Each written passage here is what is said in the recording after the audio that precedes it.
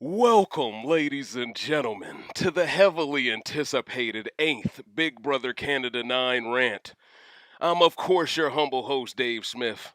But let's get into the intro. Welcome, ladies and gentlemen, to the critically acclaimed the Pop the Trunk podcast, now Patreon exclusively sponsored. New year, new me, new era, new merch, Hall of Fame.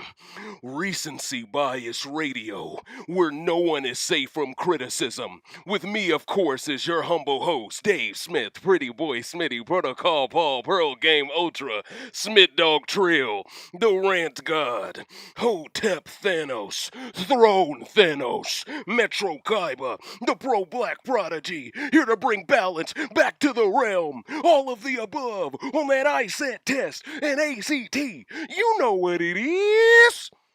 And we are back, ladies and gentlemen, for the 8th Big Brother Canada 9 Rant entitled Judas and the Black Alliance. Ladies and gentlemen, if I had that smoke for Jed and Tychon, best believe Victoria gonna get that smoke. Talking about, I'm Spicy V. I'm gonna call you Icy V, because you're gonna need a thick thermal by the time I get done heating on your ass. Let's keep it all the way funky in these streets. Ladies and gentlemen, I told y'all in my last rant, I had a feeling Victoria would play an anti-black game. I just had that feeling, didn't y'all? You know, I got people sending me direct messages trying to convince me, hey, Dave, there might be a possibility here, and shout outs to Almanetter, because that's one of my loyal patrons that puts me on game with their opinion. I believe Almanetter's from the UK, and their opinion is they personally believe Breydon and Victoria was chosen by this cast on purpose to be saboteurs for Jed, Ty, and Toya. And to be honest with you, it feels that way. Because you have people who are directly going against their own win conditions just to be the last black girl left. There's people trying to convince me, oh, this isn't personal at all, Dave. Victoria's actually a really sound game player. Yeah, I thought she was before she made this move. Understand, ladies and gentlemen, Latoya, on 3 different occasions, has tried to extend the olive branch to Victoria and let her know, I'll never throw you up, I'll never come for you. We have a mutual respect with each other. Just because I'm not always around you talking to you doesn't mean I dislike you. Latoya plays a game that's straightforward, basically. If she rocks with you, she's going to stick to her word. And so far, she hasn't broken her word. Now, technically, she almost broke a word with Rohan, but she never had to do that. And let me really provide some context. I believe on Sunday night's episode, you all are going to see all this. Oh, well, Monday night's episode, because it's now on Monday nights. I believe you all are going to see this because production tends to do this. When they don't have enough time to fit enough information into a live eviction episode, they tend to do the lazy approach of just putting the majority of it on Sunday night's episode to fill people in after the fact to justify how the strategy is going leading up to the next week. So, based off of feeds, what I can tell you and what I can confirm already is that the Sunsetters tried to pull off a flip back right before the vote. Now, this involved Kiefer trying to force the flip back, of course, because he convinced Latoya and Tina that Rohan and Kyle were coming after the women. That's the mistake Kiefer made, basically. And he also tied Victoria in on it, saying that she was in on it and that she was voting with them, but Victoria was under the impression the entire time she would be the swing vote. Now, that's why Kiefer's game is messed up right now. That's why he's on the block next to Latoya. Now, the reason why Latoya's on the block, we're going to get into that in a second, but it's important for me to break this down. It wasn't just Latoya trying to force this flip. But right now, a lot of cowards are trying to place the blame solely on her because it's convenient, because she's not that friendly with them. You got Beth running to the other side of the house, just begging for the pivoting prowess right now. I thought she was in one of the best positions in the house because she's being trained as Apex production pet. But here's the funniest thing about it. Even Beth is getting hit with a rude awakening. She actually wanted to keep Rohan. She didn't want to keep Josh. So I find it to be poetic justice that now Austin and Breydon don't trust Beth as far as they can throw her. In fact, Breydon has already snitched on Beth to their entire side that Beth approached him in the storage room right before the vote to try to get Breydon to flip his vote to keep Josh. So understand, ladies and gentlemen, Even Beth tried to force the flip back. Now, I don't know if I should give Jed and Ty some credit because Beth decided to do this, or if I should clown Beth for not knowing when the battle's already won. People talk about how indecisive Toya is. How indecisive is Beth to try to flip this back when it behooved her to make sure it wouldn't flip back? That just shows how dumb Beth is. See, she had it all. But she has gone from the penthouse to the outhouse too, because now, without your final two with Austin, being something Austin is willing to stick to, Austin's only willing really to go to the end with Breydon, it looks like. Austin, and the funniest thing about this is, a week ago, Austin was telling Breydon to throw the HOH to Jed, and she was saying she was willing to target Victoria herself. Now that Victoria's HOH, all of a sudden, Austin is all buddy-buddy with her. Austin is doing exactly what Kyle did with her a week ago. The exact same thing. So all these people, while I admit they're playing the game, they're fake as shit, and it's almost as if they're trying to make Toya pay for being real. And it's funny. Victoria claims what makes her Spicy V is the fact that she's this upbeat, outgoing personality. But I talked about this in the last rant. At the end of last week, she started to not be her upbeat, outgoing self. Now that she's HOH, she is nothing like her upbeat, outgoing self. And it's because she has to strip herself of that to justify the cooning that she is doing by targeting Latoya. And see, as someone who's a true purist of the game, a true fan of the game, I don't understand how Latoya can see this as increasing her win conditions. All you're doing is setting a precedent where it's easier to target black people. And here's the thing, ladies and gentlemen. Victoria is now in a 5-person alliance called the Oddballs. But if you look very carefully at that graphic right there, she's not included in the 4-person sub-alliance called Carb, which means Kyle, Austin, Rohan, Breydon. So imagine that. You're doing all of this to fit in with these non-black players by targeting a black woman, and they don't even think highly of you enough to include you in their real alliance that you started. If you ain't one of the dumbest motherfuckers playing Big Brother Canada, I don't know who is. See, this makes you look truly dumb, Vic, because there's no way to deny that you have a personal problem with Latoya.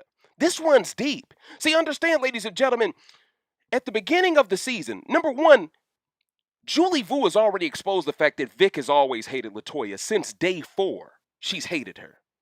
Now, a lot of us would assume, oh, she don't like Latoya because Latoya got out Julie Vu. That would be the built-in excuse.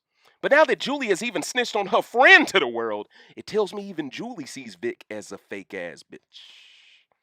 Because what incentive does Julie have to sell her friend out like that? Didn't Julie want Austin or Breydon or Victoria to win? Didn't Victoria throw her the one vote to not make it unanimous? Doesn't it say a lot about you that when you send a sympathy vote someone's way to look out for them, they can still figure out a way to throw you under the bus weeks later? That tells me a lot. That tells me even the relationships Victoria thinks she's building with these players aren't real. So imagine that. Latoya shows less emotion to these players, but she gets more loyalty out of them. That's where the animosity and resentment comes from. I'm Spicy V. I buffoon around all day. I buck dance all day for these butter biscuits, and these 2 strong black men don't want to have my back. And see, here's the thing. Victoria approached Ty and Jed for an alliance earlier in the season. They was like, nah, I'm straight. She approached Latoya earlier in the season. She was like, nah, I'm straight, but I won't come for you. Now, because the entire house now views Jed, Ty, and Latoya as a threesome, Victoria feels left out. Victoria is jealous. Victoria wants vengeance. Okay? Now, clearly she was very nice to Josh last week on his way out, but she's convinced herself she was the swing vote. Ladies and gentlemen, let's do the math real quick, because that's bullshit. I think the whole storyline behind Victoria being the swing vote is just an excuse production built in to justify why this vote wasn't 6-4. Think about this. Sunsetters had the majority to vote out whoever they wanted, 6 people. As long as they vote together, it doesn't matter what the other side does. Now, we've spoke about this in the last rant that they got scared over a lot of different things, a lot of different variables. But my point is, Victoria is under the impression that she was the swing vote. The majority of the reason why she believes she was a swing vote is because Kiefer wanted her to believe that. Beth wanted her to believe that. But at the end of the day, if Beth was truly loyal to Sunsetters, they would have never needed Victoria's vote. The reason why they felt they needed Victoria's vote is because they were trying to mask the numbers. So they were trying to convince the Teras of the world, the Victorias of the world, and of course the Tinas, but Tina's aligned with them. But they were trying to convince other people that were on the outs in their view that weren't included in their alliance to vote with them to keep Josh. That way the other side couldn't just circumvent where it came from, right? So they got a little too cute. In getting too cute, I believe they also tried to force the flip back, and this is why Beth's game is terrible right now. Kyle and Rohan hate Beth. Absolutely hate her. So imagine me. I'm watching feeds. Victoria's the new HOH. She's lying to Latoya's face. Latoya comes up to her and she just says, look, you know I would never come for you. All right? And at the end of the day, you know I'm a straight shooter. It doesn't make any sense for you to play an emotional game. It makes all the sense in the world for you to go after the guy who's been talking the most trash about you. Kyle. Beth is telling her Kyle's been talking trash about her. She don't believe it. Latoya told her that Kyle's been talking trash about her. She don't want to believe it. And to be fair, though, Latoya should have known that she wouldn't believe her because Latoya already knew that Vic snitched on what she said straight to Kyle. So Latoya is aware of the fact that she can't really trust this chick. But she's got to play the game and she's got to show her, all right, I didn't take that part personal. But if you nominate me, then I'm going to take it personal. So understand, Victoria had multiple chances to see the light. She refused to see the light, and she decided to target the Lady of Light. So I don't feel sorry for her in any way, shape, or capacity. Because at the end of the day, she is going to reap what she sows. There is going to be strategic karma that comes for her, and she's going to be the main one crying about it. But ain't no one in the black community going to feel sorry for your goof ass, because you decided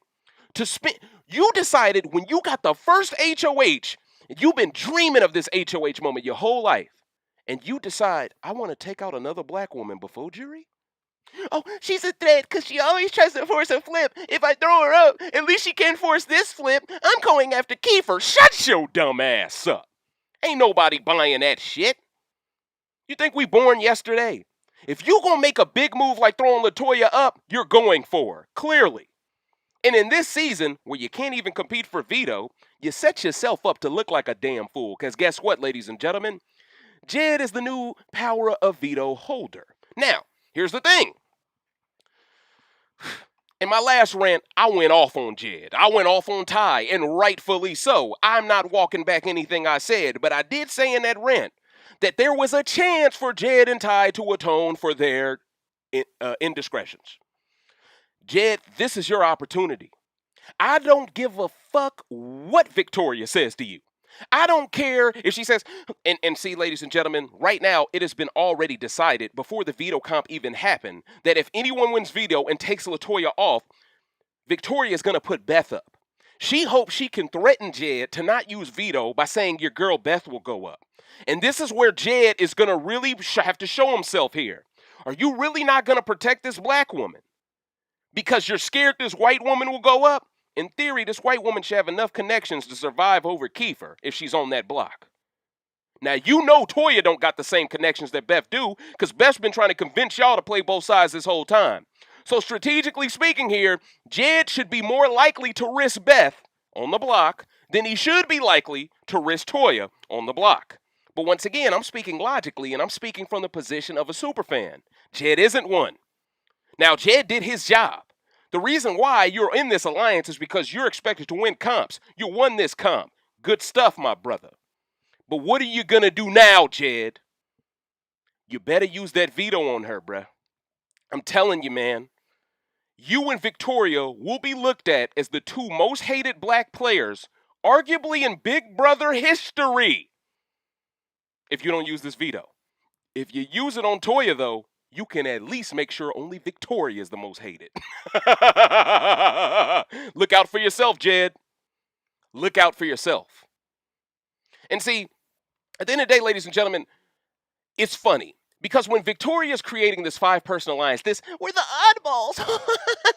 Now, first things foremost, sound gameplay. You were able to recognize that there was a big majority alliance. Now, granted, they made enough mistakes on their side to basically telegraph that they were an alliance because they were so indecisive. But with that said, you recognized it, and then you immediately pivoted and looked for a solution. I'm not going to knock that. The only thing I'm knocking, Victoria, is your choice to go after Toya first. That's all I'm knocking, right? From a strategic standpoint, I see it. But I just think this was a premature move. Because here's the thing, ladies and gentlemen. Victoria spread a rumor earlier in the season. This created enemies. Victoria's personality is also starting to change. Kyle already hated her before she started this alliance with him and Rohan. That means by proxy, Rohan hates her too. If Rohan and Kyle have this carb alliance with Breydon and Victoria, and if Breydon and Victoria were already okay with letting Victoria go before she won HOH, then that means all 4 members that are incorporated within the new alliance that Victoria was responsible for building, all of them don't like you. So imagine that. You got this personal problem with this black woman who would never come for you, who ain't never thrown dirt on your name yet. Now she has reason to, but before you nominate her, she hasn't. Meanwhile, these same people you're shucking and jiving with in that HOH room, okay? The same people you doing all of that shit with, those are the same people that are plotting your demise right now, Vic. So imagine the scenes if Jed uses that veto on Toya. Victoria's game has been ruined even more because she's already promised on a dead relative she would never throw up Jed or Ty. So Jed winning that veto and taking Latoya off, it gives him peace of mind knowing you can't throw Ty up for no backdoor because of what you promised on. Do you want to make yourself look even worse for now looking like the lifeguard Jesus of this season by trying to use a dead relative for strategy? She can't afford to target a black woman, have the black woman come off, and then be looked at as somebody who backdoors a black man after promising on a dead relative they wouldn't. Victoria, you got the wrong advice, girl. And that's why you're Judas in the Black Alliance. Because at the end of the day, you are somebody who is willing to sacrifice your brothers and sisters just so you can be the token Negro. See, I already knew Breydon was about that because he already damn near sacrificed his entire gameplay for Julie Vu initially. But if there's one compliment I'm going to give Breydon, out of all the black players, he's playing the best now. You know why? Because what happened last week benefited his final 2 with Austin. It benefited Austin the most. So, at the end of the day, Breydon is in a fantastic position. Now, do I think Breydon can actually win the game versus anyone but Victoria and maybe Kiefer? No. Outside of those 2, who does Breydon beat? You're not going to beat Austin. The jury's going to like her more than you. I don't think you beat any other black player besides Victoria. Beth washes you. Tina washes you. I think Tera, at the end of the day, would get more votes than you because she has more respect from both sides than you do because she's willing to work with both sides, unlike you. So at the end of the day, ladies and gentlemen, the way the numbers are shaken out, Victoria and Breydon, they think they're playing so much better than these other 3 black players, but in reality, they're putting themselves in a corner where I think there's no way they can get 7 votes to win the game. Or, well, I guess it's 4 votes to win the game. I guess it's going to be a 7-person jury, it looks like. But at the end of the day, Coach, when you really look at this, though, they're trying to convince us that this vote came down to the last second and it was all about a swing vote. At the end of the day, there was no such thing as a swing vote because the Sunsetters had all of the votes. None of them were on the block. The only reason why this is a talking point is because Victoria wants to act like she had more significance in this because she didn't go along with the plan. And that's the thing. Latoya approached Victoria. She tried to include her in on the Black Alliance. She did. Victoria said no. Now all of a sudden the narrative is, you don't include me in things. I just tried to include your goof ass in a blind side of Rohan. You said no. What are you talking about? So, look, I'll admit it that from Victoria's standpoint, it made more sense for her game to keep Rohan, but I just don't think it made more sense to target someone black with this HOH. That's where I am with this. And if you ask me, Victoria is still playing like this shit is Teen Twist. Because at the end of the outside of her idea of making Beth the replacement nom, the way she's playing, it's as if she hasn't got the memo yet.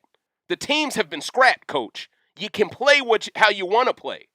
But she don't want to play with these black players. She want to be the only black person left because she thinks we'll all root for her if she's the last one left. Not knowing, well, if you're the one who's responsible for all of them leaving, we're all going to root for your demise, dumbass. But once again, and see, I see people online saying, stop criticizing her for being from a foster home. Look, The percentage of people criticizing her for that are so minuscule. That might be less than 5% of the people constructively criticizing her gameplay. The only reason why people are focused on that because they know the optics of this shit looks fucked up and they ain't black enough to defend Victoria in this situation. So instead, let's focus on this 2% of fans that are talking about our foster history instead of talking about what's really going on. The fact that these white folks have convinced a black woman to target another black woman. That way can't no one say any of these non-black people are racist. Then as soon as that black woman would have gotten her way if Latoya would have left this week, they would have just targeted that other black woman. Ding, ding, double tap. Both of them sent to the shadow realm. And for what, Victoria? Would it have been worth it to you? Victoria is telling her alliance, all I want to do is make jury, guys. That would just be my dream. I'm Spicy V. I mean, the chick acts like she's a fucking Pokemon the way she says her nickname all the damn time. Can we be honest in these streets? Charmander, Char, Spicy V, Spicy. Like, what the hell are you doing, coach? But at the end of the day, coach, let's just keep it all the way funky. Victoria played this HOH week worse than Austin did a week ago, and I think Austin messed up a week ago.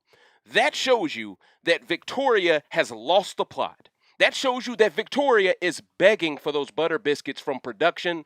It shows you she wants to be a production pet in training as well. The problem is, Victoria, you don't meet the complexion for the protection for the collection the way Austin and Beth do. So you're going to get your nigga wake up call too because you're going to realize, production isn't going to just stop this vote for me like they did to help Austin and Beth out. They're not going to do that for me, huh? Oh, man. Spicy V. You're going to look like a damn fool out here in these streets. And you already do, coach. You already do. You feel me? And see, this is why I went out of my way to go at Jed and Ty the way I did last time. Because I had a feeling this wouldn't be the end of this, right? But at least Jed and Ty, at least you can say they can atone for what they did. There is nothing Victoria can do to atone for this in Toya's game now. There's nothing she can do. You legitimately threw this woman up next to Kiefer.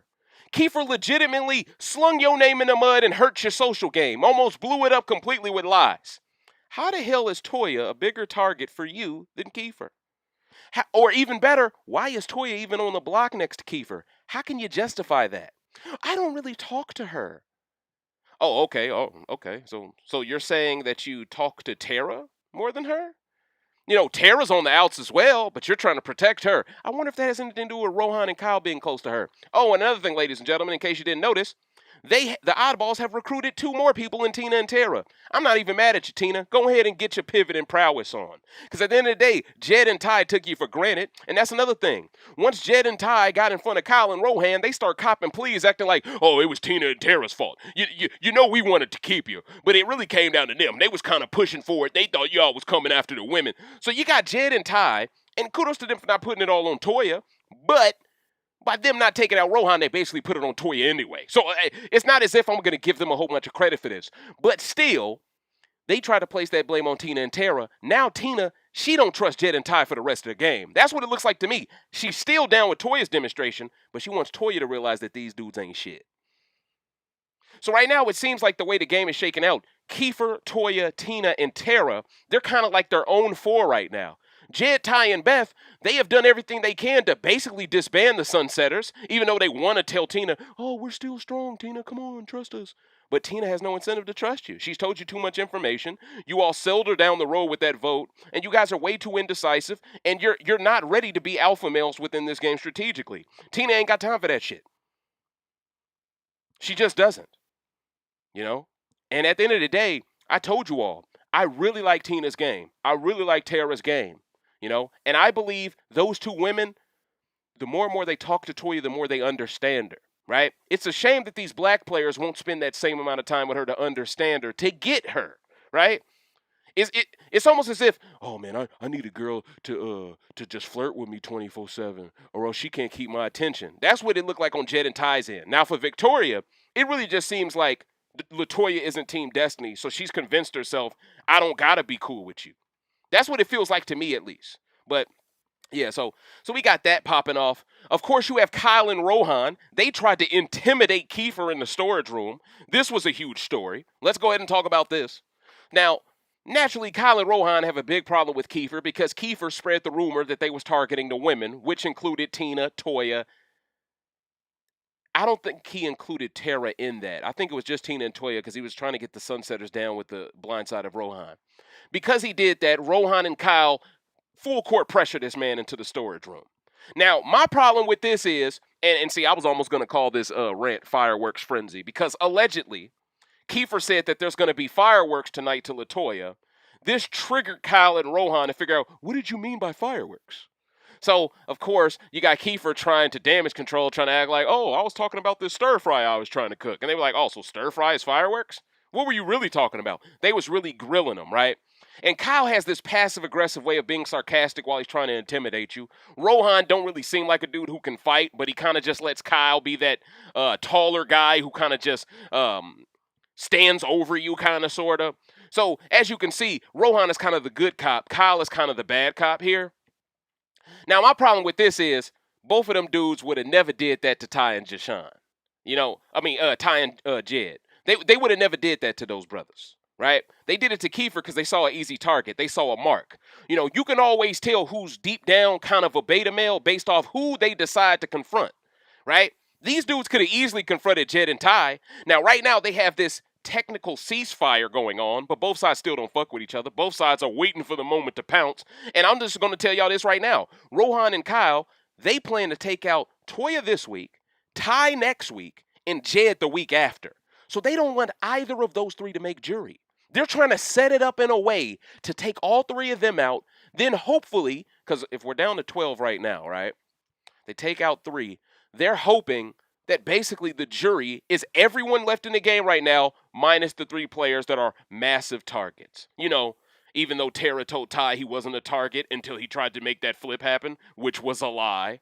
So at the end of the day, ladies and gentlemen, it was very imperative for someone between Toya, Ty, or Jed to win this veto. Imperative. If Kiefer would have won it, I would have been scared shitless because I knew Toya was done. In this instance, I was rooting for Kiefer not to win shit. And fans of the game, we have to not only root for Jed to take Toya off, but we have to root for Victoria to throw Beth up. Listen, I know a lot of people believe Beth played too well to get sent out this early, but honestly, Beth was the one who was messy, who was trying her best to steal the control of these black men by acquiescing a Kardashian game. She tried to steal the essence of these black men to use as a weapon for herself. And I'd argue every woman on this show, besides Tina, Toya, and Tera, they're all damsel in distress based gameplay, pick me based gameplay, where all they want to do is get some men willing to lead them to the promised land as shields. That's all any of these girls want. That's why all these women are trying to target nothing but women if they can help it.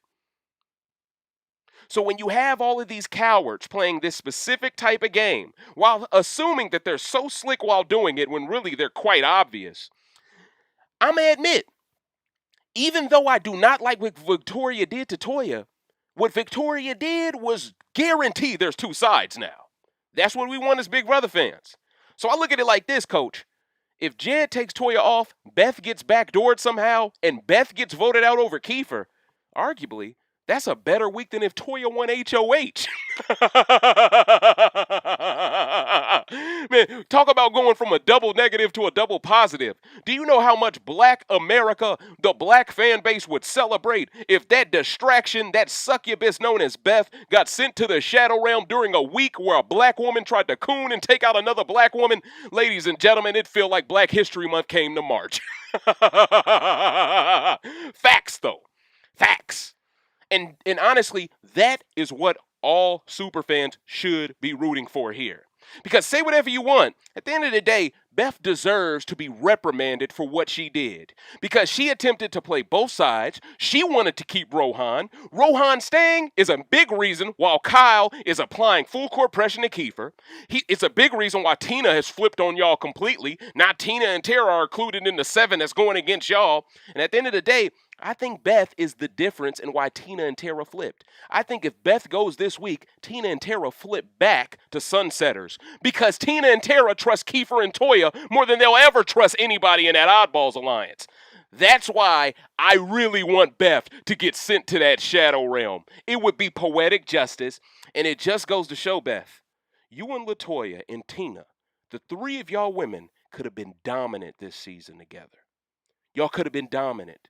It could have been one of the greatest three women alliances of all time. Y'all could have been, what was the name of the Black Widow Alliance? Wasn't that the alliance from Micronesia Survivor? Y'all could have been the Black Widows. Seriously. But Beth decided, no, I'd rather be a production vet pet with Austin. You know, she decided that. She put Austin on a pedestal even above Ty. You know? But that's the guy undercovers that she want to get freaky with. You feel it, dig me, coach? Hold on one second, ladies and gentlemen. My cat, she's stuck in the room again. Give me a second. OG Triple OG don't be playing games, man. I'll be like, how'd you get in here this time, coach? But anyway, like I was saying, at the end of the day, fans have to be rooting for this outcome. This is the ideal outcome. This is the optimal outcome. Because when Beth leaves, it opens up the game again. Tera and Tina, like I said, they flip from the 5. They take their 7, drop that down to 5 again. That 2 joins up with that 5. That 4, now that Beth is gone. Now it becomes 6 versus 5. In theory, Tina and Tera have the ability to flip back and forth week to week. They could play the Rob Cesternino game. They about to find a used condom in the trash. You a fool, bro. You a fool in these streets. But see, that's why I'm glad Ty didn't win this veto. Even though I trust him a little more than Jed, I feel like she's getting freakier with Ty. And I think she could have her way more with Ty in this moment than she could with Jed. Now, Jed is smoothing things over with Tera. That's great. Because we need Tera and Tina to flip after Beth gets sent to that damn shadow realm. And look, every black woman can agree with me here.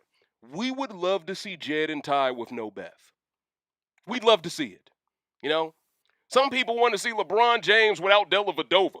All we want to see is Ty and Jed without Beth. That's all we want to see. All right? We want to see how on code these brothers can stay if they don't have the temptress. You know? If they don't have that nearby. If they don't have Aphrodite trying to get it cracking on God of War. We trying to see what's popping. And personally speaking here, Victoria, Breydon, Austin, Kyle, and Rohan are going to throw you under the bus so fast if Jed uses that veto, takes off Toya, and you don't put up Ty, they're going to look at you as the same scaredy cat that Tina, Toya, and Kiefer looked at Ty and Jed a week ago for being scared of Kyle. Now, Victoria's going to be put in the position of, are you a total coon that you'll put up Ty? Or do you have a little bit of respect there, like 5% respect, about the same percentage as the people talking about your foster history, you know, compared to the 95% just saying that you're a fucking sellout and race trader. You know, I'd rather focus on that shit. But at the same time, coach, I don't think Victoria can make it back from this within the game because too many people already don't rock with her. She's won way too many comps too early. She didn't have to win. And that's another problem, Victoria. Did you need this HOH? From what I'm being told on feeds, the HOH comp that you all will see on Monday, it came down to Jed, Toya, I think it was Kiefer, and Victoria. I believe it was those 4 it came down to, right? And Victoria somehow took out the rest of them. Now, the way it's implied, I think Jed and Toya had to face each other, and Kiefer and Vic had to wait to be picked after whoever won between Jed and Toya. So it wasn't a situation where Victoria just went through the gauntlet and took all 3 of them out back to back to back or nothing. I think it just happened to work in her advantage because she just answered questions right twice and she ended up winning. So I'd argue based off the way that Pick'em HOH comp went, it also revealed where the numbers lied even more, you know? And I think production was very meticulous with picking that right after a vote that was highly contested. Production, I see what y'all doing. All right, I see what y'all doing. Y'all trying to get good feeds in these streets. And honestly, I'm not mad at y'all. As long as Jed uses that veto on Toya, not all can be forgiven. Some can be forgiven. I'm willing to hear you out now. Before, it was closed door policy, coach. You know what I'm saying?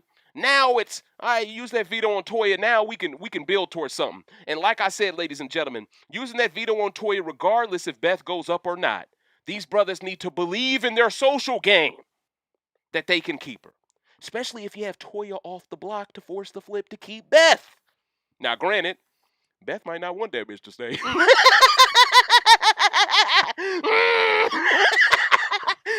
If I'm Toya, I'm like, tables have turned.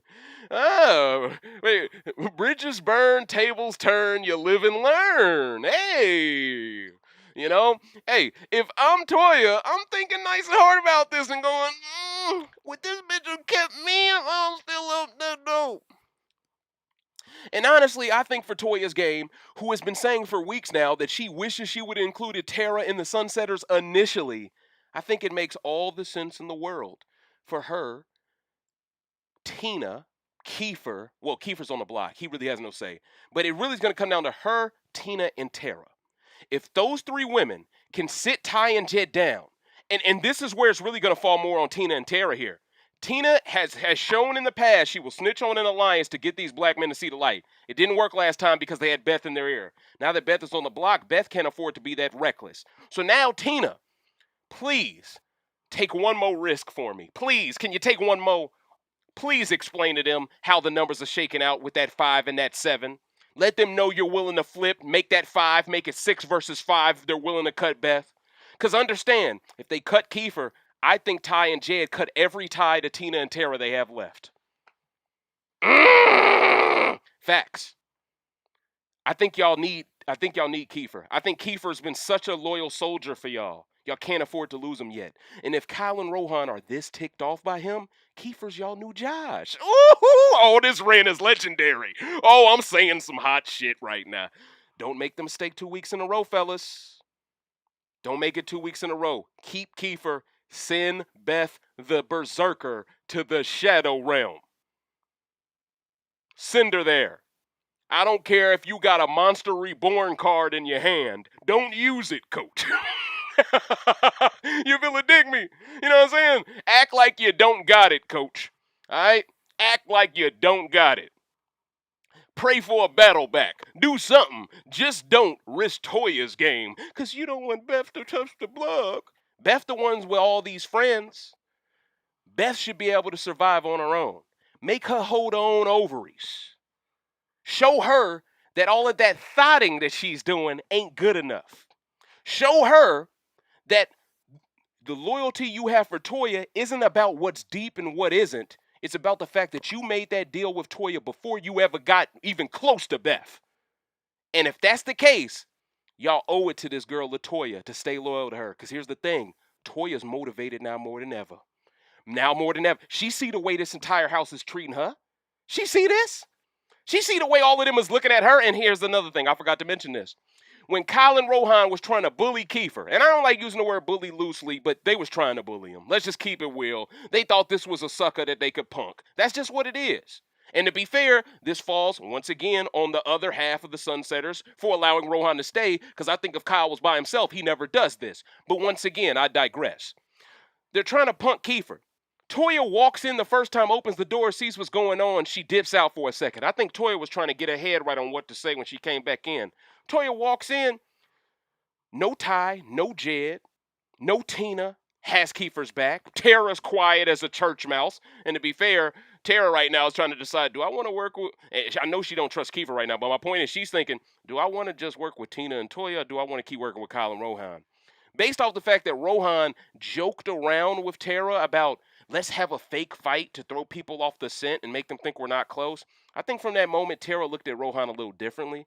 And mind you, this was when Rohan was still on the block. I think this was Wednesday night. So I'm saying this to y'all to say Tera is open to flipping on Rohan and Kyle. She is only loyal unconditionally to Tina, in my opinion.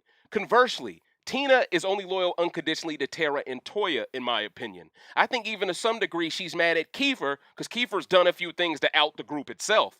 And by Kiefer admitting to the lie that he created to make the women believe Kyle and Rohan was targeting him, and by admitting to the lie that Victoria caught him in that tried to implicate Victoria as the swing vote that would be with Sunsetters, Kiefer admitted to the lie instead of just denying it, and that put every other Sunsetter member behind the 8-ball. But with that said, Kiefer would have never had to admit to that shit if the other half of Sunsetter would have followed through with his great work earlier in the week with Josh. So, look, I'm going to admit Kiefer made a mistake, but the mistake never happens if the other half of his alliance don't make a bigger mistake. See, I'm someone who sees the game from a 360-degree view, coach. This ain't no bias from me, right? And that's why I did my best to give Victoria credit for actually recognizing where the numbers fell. But with that said, she had multiple opportunities to create a four-person alliance with Toya, Ty, and Jed, or at least she had multiple opportunities to be like, hey, handshake deal. I won't come after you. You won't come after me. People might expect us to be aligned together, but we're not, right? She could have used that to her advantage in a similar fashion that Tamar and Candy Burris did. Instead, she decided to nominate her. Now, I might be wrong here, ladies and gentlemen, but I don't remember Tamar or Candy nominating each other. Maybe I'm wrong there, but I don't remember them actually following through with it. I just remember them socially acting like they were at odds to make people more comfortable. But why is it that white people don't have to be at odds with each other to make other creed of people, other cultures of people more comfortable with them aligning? Why is it that other people have to consistently do this to make white people comfortable? Why aren't white people just naturally comfortable? Why aren't we asking these questions? Because if we ask more of these questions, it's going to make production look bad. That's just the truth of it all. And when you add the fact that Kyle is allowed to threaten the entire house, but Jamar isn't allowed to say outside the house he'll pop you, I mean, at the end of the day, that's a threat that doesn't even involve you, Global. So at the end of the day, how is that worth evicting someone over? But then Kyle can say what he'll do inside the house, and that ain't big enough of a threat. So at the end of the day, I'm just asking that y'all stay consistent here. All I ask is that you stay out of the way and let the best player, let the cream rise to the top. Unfortunately, it feels like y'all have the hots for Austin, and it feels like you will not allow her game to get exposed. And a lot of people are seeing what I'm seeing. A lot of people. A lot of people's like, and see, there was a conspiracy theory before the results of this veto came out. Because Austin's on feeds telling people, oh, Jed, Ty, and Toya, they're such tanks. The only way I can win this is if it's a puzzle. Then all of a sudden, feeds leak the picture of what the comp looks like, and it looks like a puzzle. It just felt like all the stars are aligning right now for Austin to win the veto, not use it. Toya's gone. So if I'm going to give Jed credit, he beat Austin at a puzzle comp. Everyone views Jed as someone who don't got much in his head. He's proving he's smarter than he leads on. I just don't think he's that smart from a gameplay perspective. But I think he could be book smart. So, at the end of the day, kudos to him for beating Austin in a comp that I believe was tailor-made for her to win to knock Toya out. You know? So, I mean, that's just what it is. But, you know, and at the end of the day, I really do not blame Toya for distancing herself from the house. I'm thankful that she's at least in a position now where she doesn't have to, seclude herself from everyone, where she can start to show herself again in a positive way. I think she's still going to chill in that Expedia room because that's her office at this point. People know, hey, if you're trying to find Toya, she's in the Expedia room. But with that said, Coach, I'm really hoping that Jed does the right thing this week. I hope Beth reaps what she sows.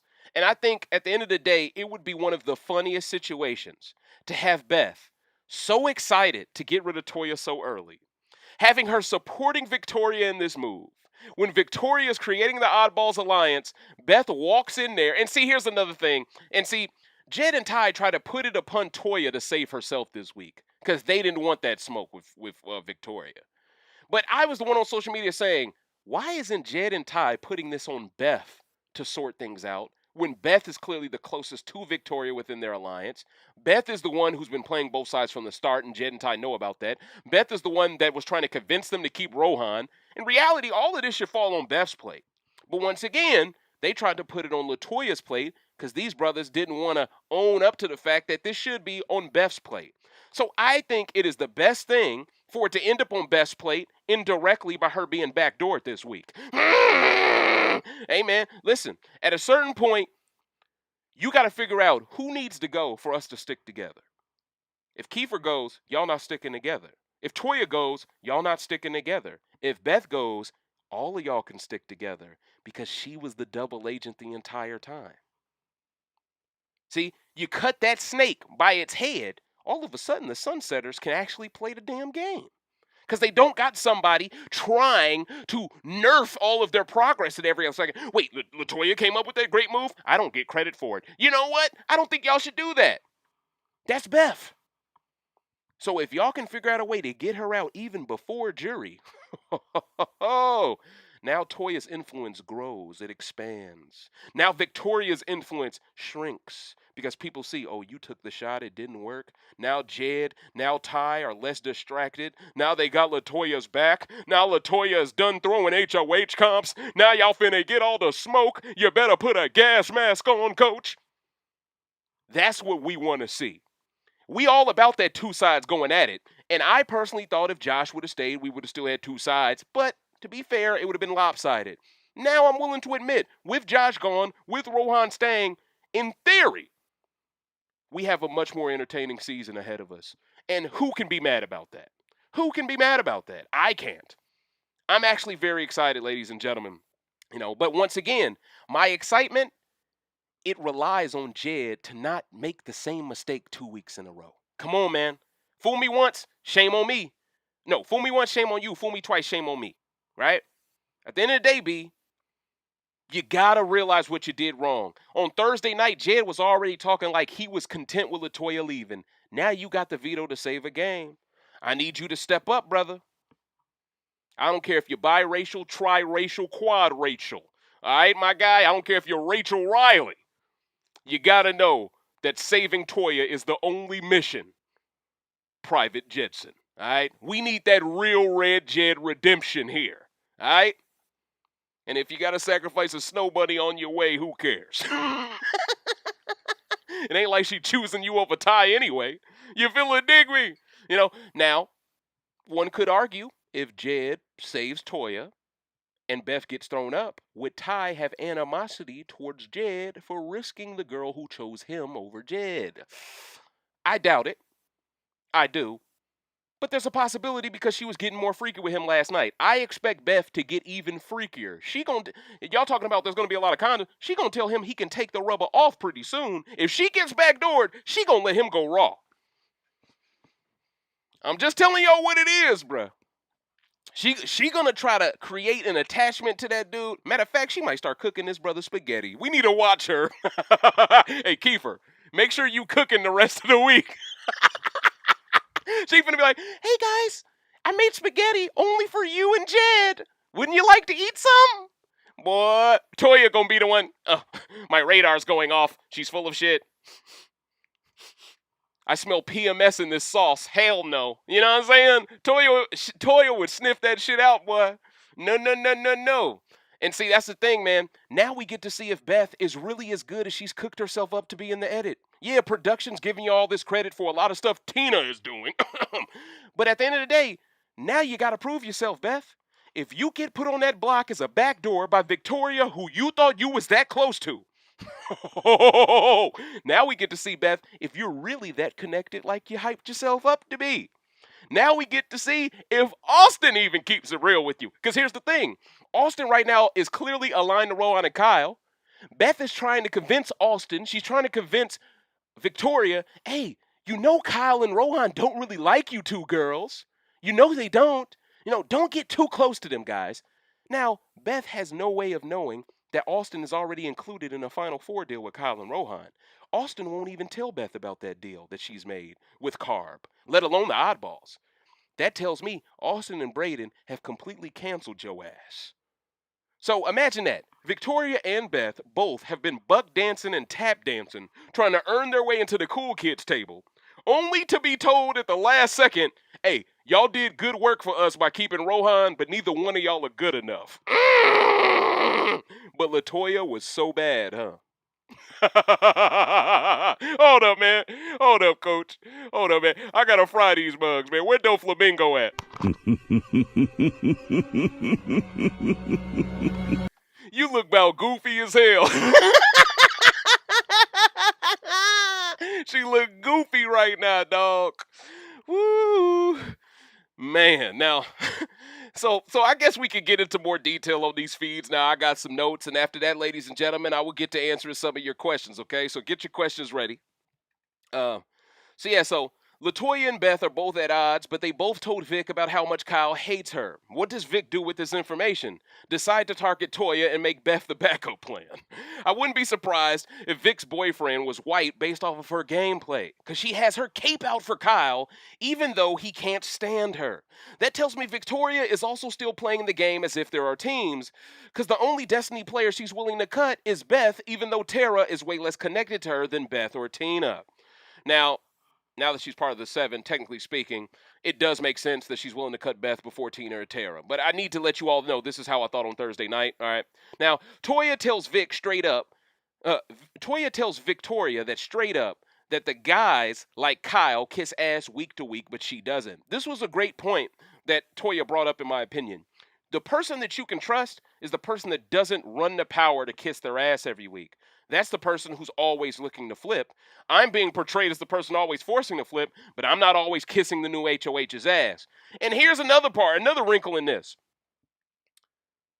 Kyle has never once played a week of Big Brother this season where he's ever been scared to go up yet.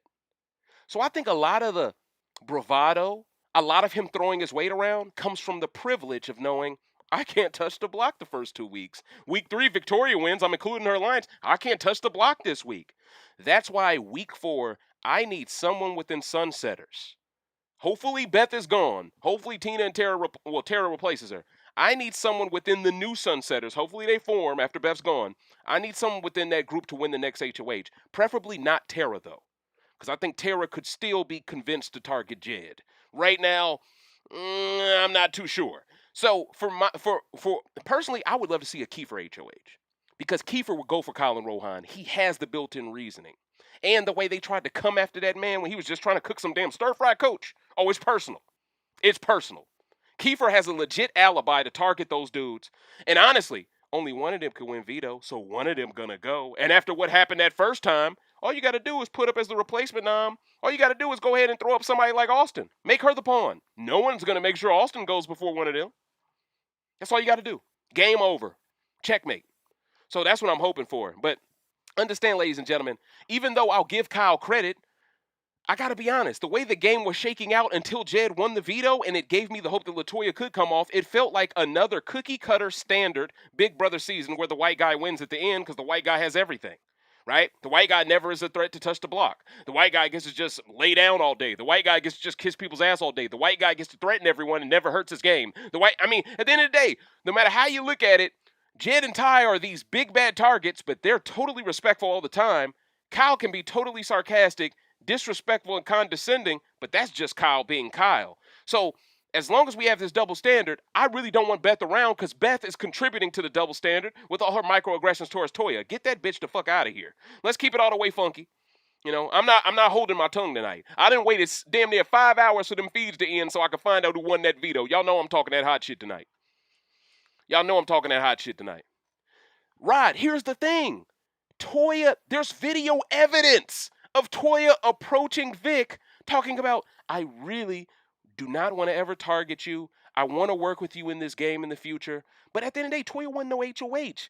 And at the end of the day, when Victoria first talked to all of these people about this alliance, it was when the team twist still happened, still was around. And at the end of the day, that was around the time Victoria was showboating 24/7 with Team Destiny. I do not blame anyone in Jed or Toya for not trusting that chick around that time because she was acting like, I'm all about my team. She didn't give anyone the inclination she was willing to jump on code. And now, based off her emotional decision to target Toya, I think she vindicated their decision never to trust the chick. If you decide that you're going to target a black woman this early, you would have targeted her anyway. You would have did it anyway. That's just my thought process. Now, on Friday morning, Rohan approached Tera to tell her that Ty and Jed are throwing her under the bus. Rohan believes he may need to stage a fake fight with Tera to cover up his game. Now, this, of course, is something that I mentioned that happened earlier in the week, and this was really pissing off Tera, and it made her really spooked out by Rohan. Like, why the fuck would you ever want to risk blowing up my game for some fake fight? That doesn't even make any sense, dude. Like, I've already figured out Kiefer was the snitch. I helped your game immensely by doing that. Why the hell would you want to put me in that position? I think that's why Tera is starting to pivot. But I already mentioned that. I'm just providing more context. Now, HOH came down to Jed, Toya, Kiefer, and Victoria. Victoria views Toya as the brain of the alliance. Therefore, she is targeting her. But Victoria believes her and Breydon being the only black people to make jury would be iconic. She literally said that out of her mouth.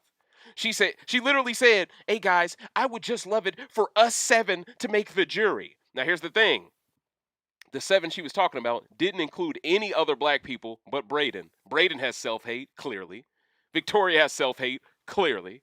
But that would be iconic. To not include any of the 3 most eligible, most deserving winners of this season, in my opinion, Ty, Jed, no matter how I might feel about their misplays, I still think they're more worthy of winning, especially after this week, than Victoria. Are you kidding me right now? Now, Breydon, I'm going to give him credit. He's working his way back, and he's in a fantastic position now, but he didn't earn that position. The only thing I'll say that Breydon did a fantastic job of was convincing his entire alliance that Beth ain't shit by telling them that Beth tried to force a flip by confronting him in the storage room to get him to change his vote at the last second. That's the one part that I'll give Breydon a lot of credit for, because Breydon was able to create dissent, and he was able to create a fracture in Austin and Beth's final 2 just with one story, and we don't even know if that story was true. Because Austin ain't collecting notes. She ain't going up to Beth and asking her if she did that. Victoria has no reason to go up to Beth and ask her if she did that because they're both protecting Breydon. And here's the funniest part. Victoria's telling all of these other black players that she's willing to throw up Breydon. What do you think they gonna do? The minute one of them gets power, they're going to snitch on Victoria and create the same fracture between her and Breydon, the same way Breydon created it between Austin and Beth. So Victoria's even made a lot of mistakes with her HOH week 2 because she's made way too many promises to too many people. If you promise everyone they're safe this week, and then the 2 people you throw up and one of them happen to come off, now you look like the biggest liar in the bunch. And let's be real, Kiefer made it easy for you because he said he deserved to go up. He made one decision easy. You had to talk yourself into targeting Latoya. If Latoya comes off when it was already wrong for you to put her up, and Kiefer is still there, Kiefer now has game reasoning to not only target Victoria, but also he has reasoning to target Kyle and Rohan. It makes more sense for everyone involved that isn't part of the oddballs to keep Kiefer. It makes no sense for everyone that's not oddball to keep Beth. And honestly, I think the oddballs want Beth gone more than Kiefer too, because they view her as more of a threat to win the game. So honestly, I could see a unanimous vote against Beth on Thursday. I could see it. The way the numbers are looking, I could see it. I could see it. So what makes Victoria look so bad is the fact that she believes she will get the love she deserves for this move, but it's actually making her more hated by the black community, and she is on the bottom of the alliance she is doing the move to create. So strategically, it doesn't help that much, and socially, it doesn't help her at all. While you can argue Victoria would have been on the bottom even if she went along with the plan to take out Rohan because she wouldn't have cracked that 6, she still isn't cracking that 4 now. But the idea that she is willing to be on the bottom of a non-black alliance, but she scoffs at being on the bottom of a black alliance, just goes to show her own ego as a player is so big she can't coexist with another strong black woman. You're starting to show us your biggest flaw as a human being. You know, you're supposed to be this person who grew up in the foster home system, who has now gotten your degree, and now you want to help the black youth. Are you setting a positive example for them the way you're playing the game? See, why don't these people take this stuff into consideration? Because they're emotional and playing personally. That's why. People forget about the real life when they're in this game.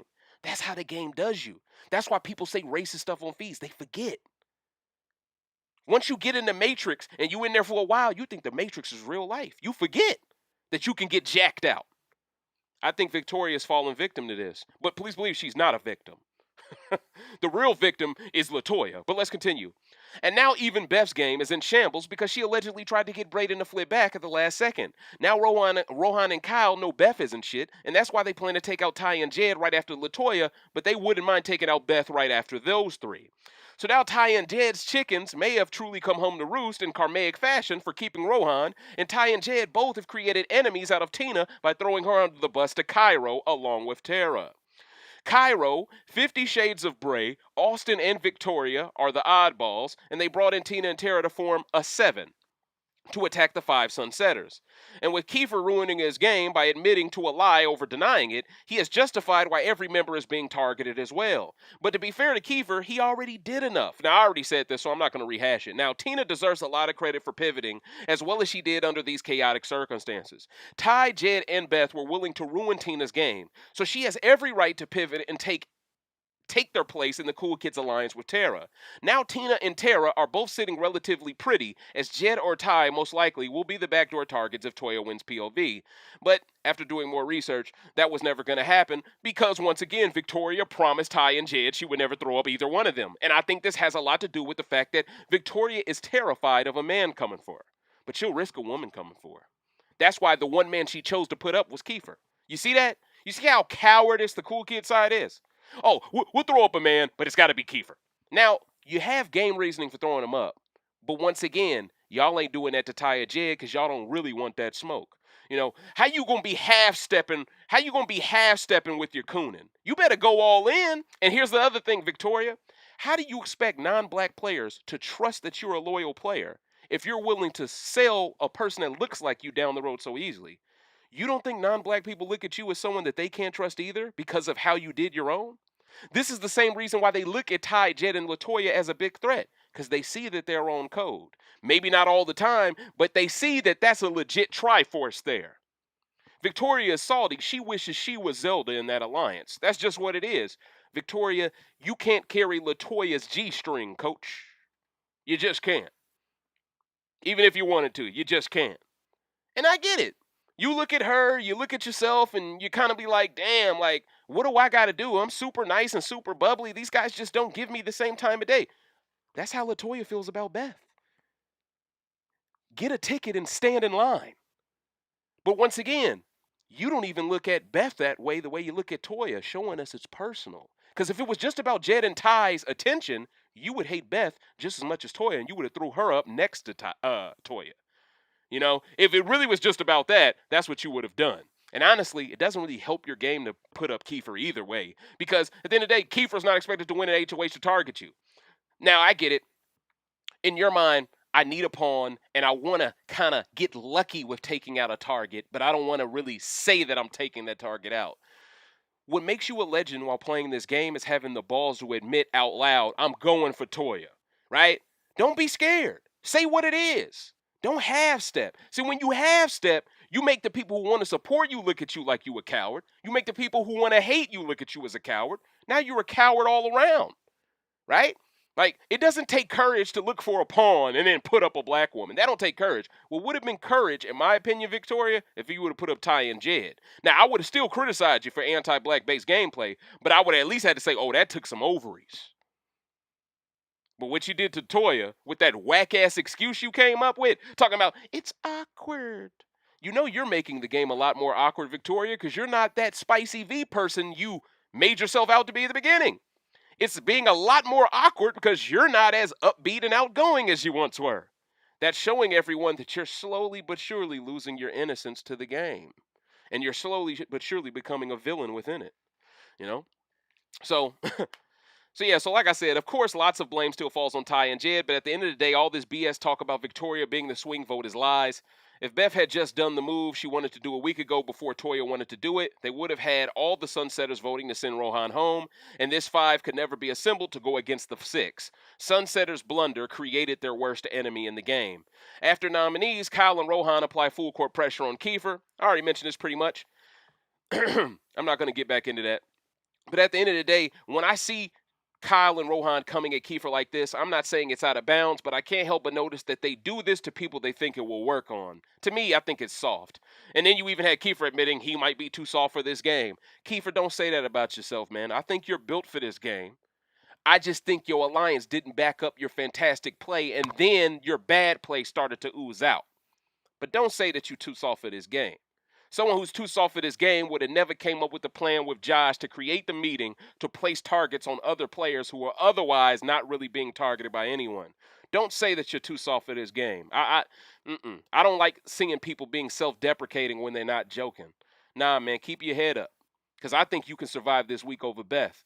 And your alliance is going to need you to not be checked out if they want to truly get that smoke going, you know? So no matter how you choose to look at it, Kiefer got pressed by Kyle and Rohan because Ty and Jed's dumbasses listen to Beth too much. Ty and Jed can't defend Kiefer because they already tried to place blame on Tina and Tera, who are also in that room. So it left Toya to make her target bigger by protecting Kiefer because those strong black men wouldn't hold their own nuts.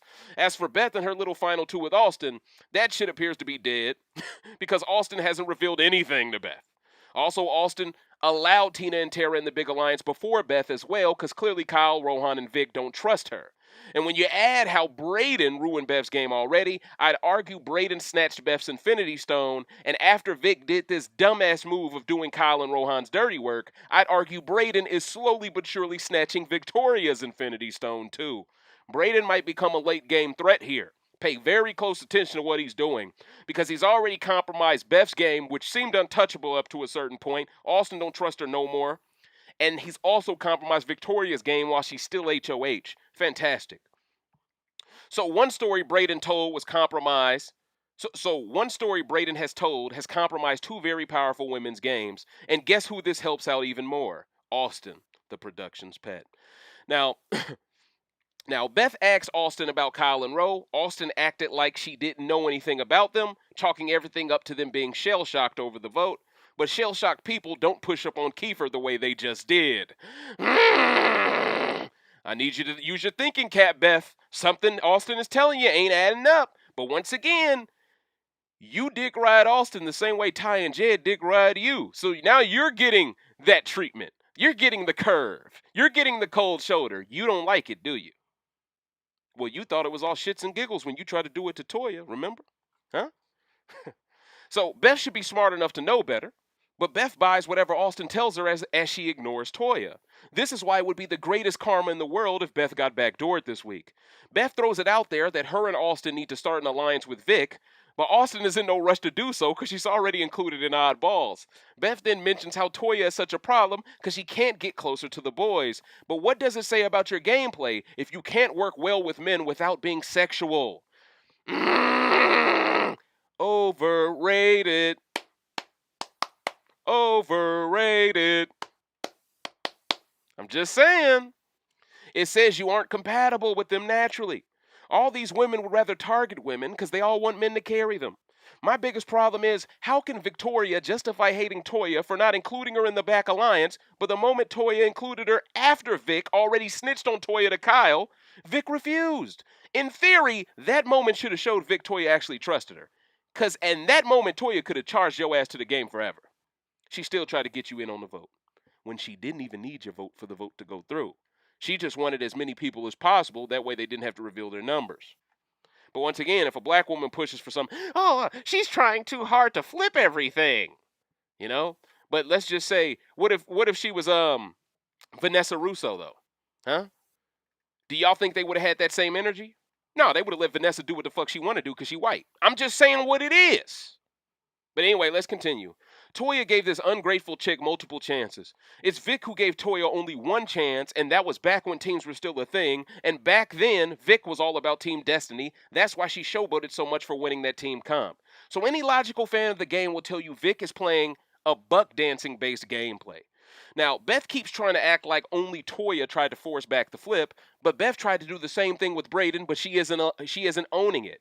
This further shows she believes Toya should be disciplined for the same gameplay Beth thinks she's justified in doing. More smoke, more facts. And this is why, in my opinion, if Victoria wants to be the one that got out a big player, go ahead and get that trophy. Get Beth's head and put it on a pike, put it on your wall, coach. Huh? Study some taxidermy. You feel a dig me? Stuff the chick. You feel a dig me, coach? I'm just keeping it funky in these streets, you know?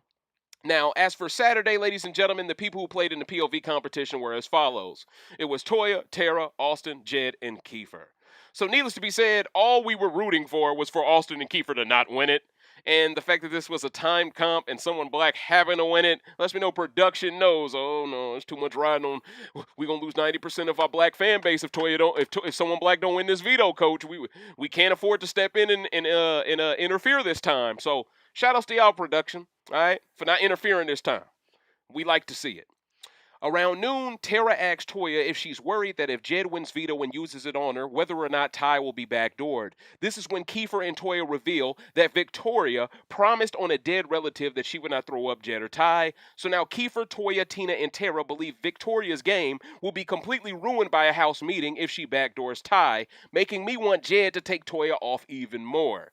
Clearly, Tera is hoping Jed doesn't win veto because she knows she will be the replacement nom if not Ty. In theory, if this were to happen, Tera's best move would be to flip on Kyle to save her game, but I have a feeling she would be content with being on the block next to Kiefer since he's created so many enemies already. Now, if Toya comes off the block, Victoria is prepared to make Beth the replacement nominee now. Victoria is clearly a coward here because now all of a sudden she's backpedaling about not wanting all the blood on her hands. Isn't that interesting? Huh? All of a sudden, her alliance says, so would you consider putting one of those big tough guys up? I don't want all that blood on my hands, guys. I was willing to be a woman who targeted another black woman for your acceptance, but I don't really want all that blood on my hands. I'm already drenched in it, but, you got some hand sanitizer? Spicy V! She's not making any fucking sense, coach. So now you don't want that much blood on your hands. But Latoya could go up and you was okay with that blood. You dumb as hell. You dumb as hell. You was better off putting Tera and Kiefer on the block if you didn't want no blood on your hands. You was better off relying that someone won veto within your big alliance that you could backdoor Toya. That was really the best gameplay, because it would have been able to cover up for days how much of a coon you are. But you owned your cooning from day one, and it might blow up in your face. Ladies and gentlemen, this is amazing. Oh, man. And see, I don't want y'all to think that because Victoria tried to target Toya, that now I want Victoria gone because, well, Dave, you said if one black person goes, it makes it easier to target other black people. You shouldn't really be rooting for Victoria to get her karma so early. Shouldn't you be hoping that she can blend back in a bit, which will allow Toya, Ty, Jed, and even Breydon to some extent to make it further? No. Because just by Victoria stating that she would target Toya, she made it easier for the next person to nominate Toya. So no, I still wouldn't mind that shit going next week. I'm going to tell you straight up. That's how I feel. I don't care what y'all say. I'm probably the realest mug to ever do this, but I tell y'all how it is straight up. I don't sugarcoat it. But at the end of the day, if she did not want blood on her hands, she shouldn't have targeted Toya at all. This tells me she started to have that lemon booty. She started getting nervous because she started realizing, oh my God, I may have done way too much. I may have wrote a check that my tush can't cash. Oh my God. No. It seems she's not trusting Beth anymore because Beth tried to get Breydon to flip, which would have made Vic look like the swing vote that didn't comply and in theory could have ruined Vic's game more. But I'd argue this witch hunt Vic is on is ruining her game beyond belief because now the black players don't like her. She's on the bottom of the alliance she made in Oddballs, and she has no loyalty from Kiefer, Tina, or Tera. When you really look at it, after this week is over, name one player in this game that legitimately has Victoria's back. Doom, doom, doom, doom, doom, doom, doom. Doom, doom, doom, doom, doom. Dun, dun, dun, dun. No one. That is the answer. Who is no one? Correct. You know what I'm saying? I got a daily double off that shit, coach. Now, the perfect scenario for black fans, like I mentioned, is Beth going home. But right before fees went off, before the veto comp, Austin, well, no, I already mentioned that as well. Man, let's get into answering questions, man. I'm basically rehashing stuff at this point. My freestyle was that clean. I should have just trusted in it. Let's get into y'all questions, man. I'm ready. I want to hear y'all thoughts on this going down. Are y'all as excited as I am that Jed could possibly use this veto on Toya, take her off the block, and Beth could be sent to the damn Shadow Realm? When in reality, Beth could have just been okay with Rohan leaving. It could have been a simple vote, and Beth probably sits pretty this week. But no, Beth wanted the pivoting prowess. She wanted to limit Latoya's control. She wanted to make sure Tina's game was on shambles. She wanted to make sure Kiefer was reliant on Beth. She wanted to make sure all these other players that was within her big alliance, she wanted to make sure all of them had to stay suckling at the teat to make it further. And now it looks like she might be the one having to suckle at those five's teats just to stay in the game. Oh, man. But yeah, I gotta hear what y'all gotta say. I gotta hear what y'all gotta say. Brittany Lundrigan says, "Does anybody know what was going on between Adam Pike and Jams on Twitter the other day?" Nah, I have no idea. I just know Adam Pike has signed up to celebrity box Josh Martinez from BBUS. Josh, you gonna get put to sleep with headgear on. I hope y'all ain't doing more than 5 rounds, bruh. You know, you might have to just do 2, boy. I've seen Adam Pike punch a few boxes, coach. Now, I know boxes don't hit back, but at the same time, coach, I don't really expect Josh to hit back that much. You feel it, dig me? You know, facts, right? No one, no one. You feel it, dig me? Nobody would be mad if Beth's gone. Nobody has Victoria's back after this week. You feel it, dig me? It's looking icy out here. And that's why your name is ICV until further notice. I took the SP because ain't nothing special about your gameplay. You feel it, dig me? Now, Vic is threatening to put Ty up. She says she has no choice. Oh, Vic. See, all this does is make you look like even more of a coon. That's all it does. Threatening Beth won't work? Let me threaten the black man then. Newsflash, Victoria. After this week, you just promised on a dead relative you wouldn't throw up Ty. Now you're willing to. You're willing to. Well, you could argue this is a bluff, but you're willing to bluff over a dead relative? Because your dumbass wasn't willing to just backdoor Toya?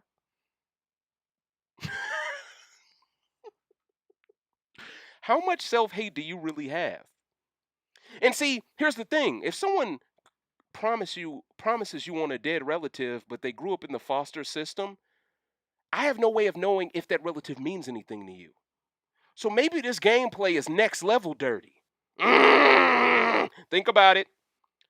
If I were to promise on a dead relative and I'm not from the foster system, you would assume this means more to me. Not saying it doesn't mean something to someone that's from that system. I'm just saying there's a different connection you have with people you grew up with your entire life. If someone were to make a deal with me that was riding on the love they have for a relative, and if their story is based around the fact that they've lived with tons of different families, I have no way to really triangulate whether they're telling me the truth or not. So maybe that entire promise was a facade, but maybe in her mind, she thought there was no way Toya could get off the block because she thought this big alliance would back her up. Austin choked. Kiefer didn't win. And now she's scared. She's super scared. But here's the thing. I thought Kiefer was your target. You see that? Why would you throw up Ty if Kiefer's your target? Victoria, you're exposing more about your game. See, she shouldn't have to threaten that. She should just be content with Kiefer leaving. In theory, she should just be trying to put up Tera to avoid as little blowback as possible. But this shows me Victoria's rattled. This shows me she was banking on being the last black woman left. She thought black women would support her unconditionally just because she black. No matter what she did in the process, she thought she would get that unconditional support. And to be fair, sisters, y'all have shown the propensity to support black women no matter how bad they play the game. So in her position, I wouldn't blame her for assuming y'all would do that. But y'all more refined now. And be fair, she didn't think Hotep Thanos would return for BBCAN9. Maybe that's why she acting this crazy. You feel it, dig me? She thought maybe I was gone. If you're really a super fan, you know about what I did doing BBCAN7 now, don't you? And she acts like she loves Anthony Douglas so much based off that last episode now, doesn't she? So maybe in her mind, maybe she feels like I gotta align with non-black people because that's what Anthony did to make the end. The difference is Anthony only played with legitimately only one other black person. And she was relatively older than him. You, Victoria, you're playing with black people who are in your age group, and you just look like someone who's having a temper tantrum, and their parents had to put them in timeout.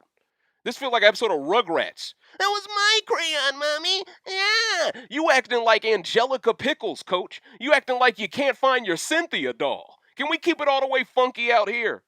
We thought you was going to be Susie Carmichael. You couldn't hold Susie's fucking G-string, Coach. And I know they all grown up. I ain't trying to be nasty. I'm just saying. We thought you were Susie. Damn. It's a damn shame, Coach. Tera and Jed just talked, and Tera feels better right now about Jed. Good. Sunshine Day says, apparently foster kids don't give an F about their parents according to Twitter. Now, I'm not going to speak on that. Once again, I'm not going to speak on that. I'm trying my best to avoid personal shots. I just feel like she's playing a personal game, so she's asking for the personal shots. But I'm not stooping down her level. I'm just saying what it is. You deserve everything that comes for you in this game, Victoria. Because you made the uncalculated decision of buck dancing for approval. That's not going to work out for you, Spicy. Brittany says, now, Kiefer has been all over the map telling this one that, one telling Tina that, Rowan, Kyle, or after her telling Toya and this and telling. Oh, I agree, Brittany. Kiefer has been all over the place. But he's also owned his game. So I look at it from the perspective of, hey, bro, don't say that you too soft for this, because you clearly did enough to cause a lot of chaos, and it would have worked if your alliance would have stuck with you. So my point is, a lot of Kiefer's blunders would have never been revealed if his alliance would have backed him up. You feel what I'm saying? Like, for example, it's a team game. Let's say Toya the quarterback. Jed and Toya left tackle, right tackle. One dude's supposed to protect the blind side, the other dude's supposed to protect the front side. She expects these black men to do that for her. Now, whatever she gets out of Kiefer, that's bonus. Whatever she gets out of Beth, that's bonus. But she at least expects that left tackle and that right tackle to make sure she don't get hit. That left tackle and right tackle on some Red from Remember the Titans type shit. They didn't block and let her get injured a little bit this week. But you know what's great? Toya has the ability to fast forward the season and heal up immediately. Victoria is the one who laid the dirty hit on Toya, thought she took her out for the rest of the season, but all of a sudden Toya got a sensu bean from Dragon Ball Z. All of a sudden Beth, the saboteur, the one who's been trying to get the left tackle and right tackle to get it go into free agency, trying to get their heads turned, trying to get them to not stay on the same team. Now Beth is the one running for her damn life on kickoff duty because no one can trust her on offense no more. Tell that bitch to go chase the ball. At the end of the day, that's what's going on here.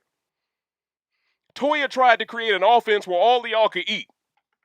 But y'all got to a point where y'all said, no, I want to be quarterback.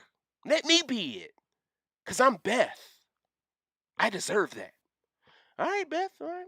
Well, yeah, you could go ahead and be quarterback on your own team, but hey, you might not have the right pieces around you next time. And as you can see, she tried to flip. She tried to go to another team, and it was kind of like Cam Newton's first year on the Patriots. So it just goes to show the grass ain't always greener. But I agree with you. I agree with you that Kiefer is not above criticism. And I feel like I did hold him accountable in this rant. It feels like I'm being light on him. It's because, in my opinion, he's done a lot of looking out for Jed, Ty, and Toya. And they didn't. Well, Toya, on her end, she did look out for him, especially with Kyle and Roe. But in terms of Jed and Ty, I feel like they ain't did enough to reciprocate that for Kiefer. That's why I got to defend the brother. That's just how I look at it, bruh. If you don't agree with me, that's fine. Finesse Kid says, who do you think are the top 5 most likely to win now? I'm still going with Ty and Austin, but Roe is definitely a dark horse. All right, if I got to get y'all top 5 power rankings right now, I'm going to go from top to bottom because at the end of the day, it's easier for me to assess who's in the best position all the way down. Best position in the game, Austin, number 1. Second best position in the game, I think Tina worked her way back in there, coach, number 2. Third best position in the game right now,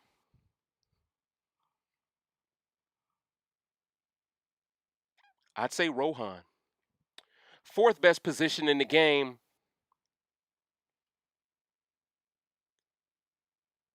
I'd say Tera. Fifth best position in the game,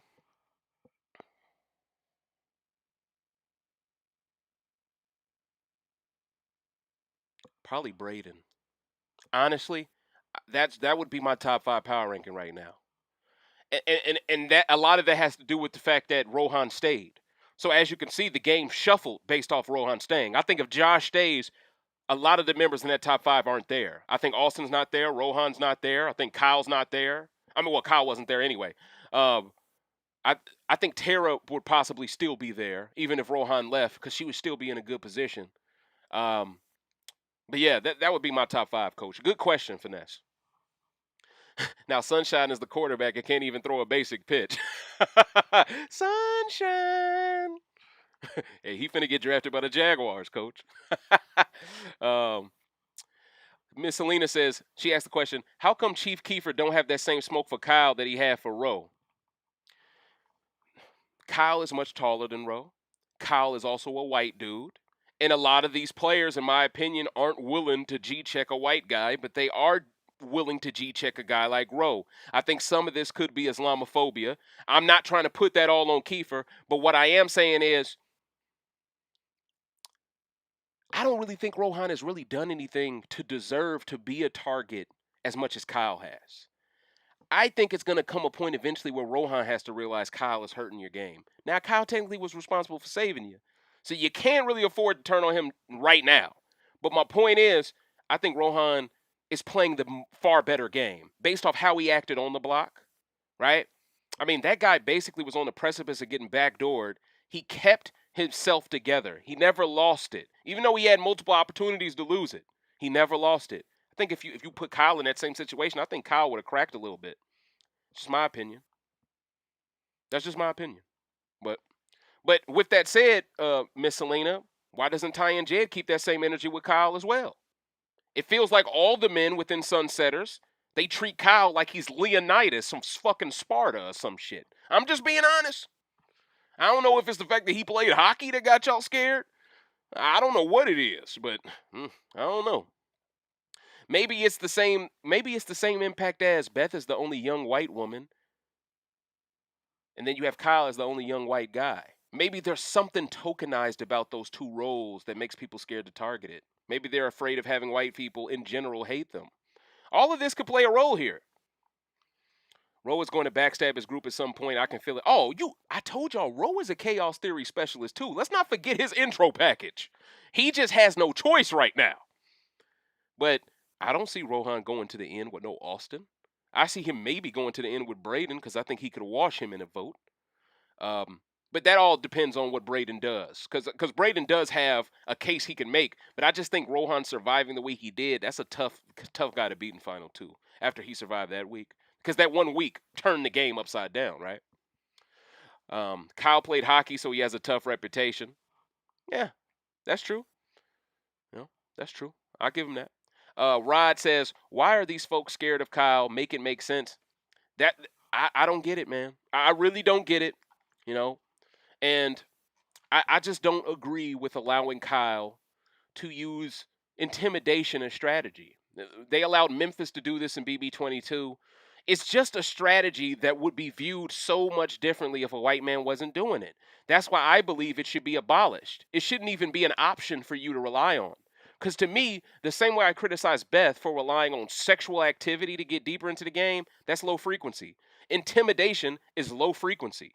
That is something you resort to when you run out of all other options. If you are a super fan of this game, I expect you to at least exhaust all other options before you settle for such a desperate decision, right?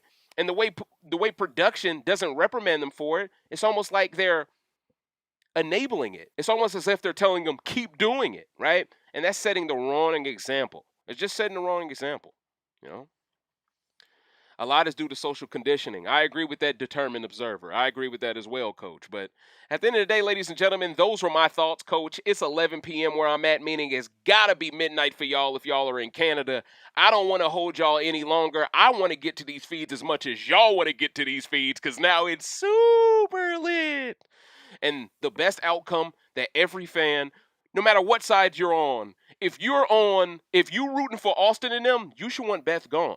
Because Beth has the ability to snitch on Austin later in the game. That's threatening to her. I believe people rooting for Oddball should want Beth gone as much as people rooting for Sunsetter should want Beth gone. This should be the one situation where all of us come together with a handshake like, I'm okay with this, Coach. That's how I look at this, ladies and gentlemen. I feel like Beth has done a lot of overplaying when she hasn't had to. And when you do things like that, you expose your agenda too prematurely. Kyle sees you as a threat. Rohan by proxy sees you as a threat. Latoya sees you as a threat, and she can't stand Kyle and Rohan. If Kyle and Rohan and Latoya can all agree on something, that probably is the right take, because they never agree on shit.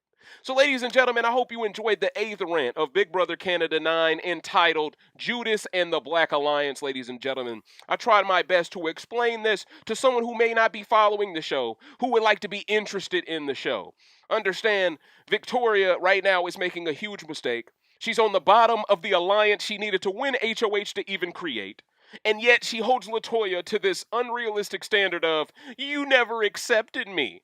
Meanwhile, the people she thinks accepted her still haven't accepted her. So it just goes to show, maybe no one rocks with you at all.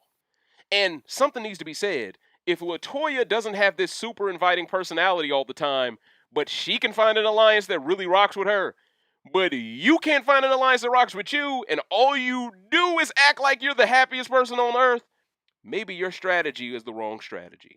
Maybe people view you as untrustworthy. Maybe you need to change something about your game to be included in more conversations to make more calculated decisions. And that's my thought process on this. So, ladies and gentlemen, if you could, please do not forget to like this video, comment underneath it to help a brother in the algorithm, and please share it with all the fans of Big Brother Canada 9 that you rock with, Coach. Outside of that, I'm going to get out of your hair. I'm on my way towards feeds, Coach. And that'll be all for tonight. All right, so ladies and gentlemen, thank you so much. I really rock with y'all the long way. I'm happy that the community is at least optimistic. Listen, it was doom and gloom earlier today. When I tell you, I have never felt like a week 3 veto could have such an impact on a season before in my life. And didn't Janelle go home week 3 in BB22? Wasn't she the third boot? It was, wasn't it? I thought she was like the third boot, wasn't she? Regardless, ladies and gentlemen, even that veto, I didn't feel like had as many stakes as this veto did.